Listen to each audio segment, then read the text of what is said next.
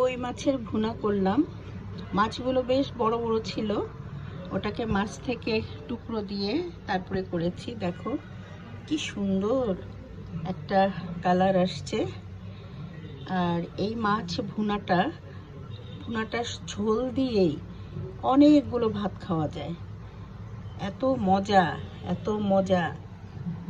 আমি প্রায়ই এই কই মাছের ভুনাটা করি, কারণ আমাদের বাসায় আমরা যারা মাছ খেকো তারা এই আইটেমটা দিয়ে, একটা আইটেম দিয়ে অনেকগুলো ভাত খেতে পারি। তো এরকম করে রান্না করো তোমরা, মাছ ভুনা করে। ভুনার কোনো রেসিপি দেওয়ার মতো বিষয় না, এটা সবাই পারে।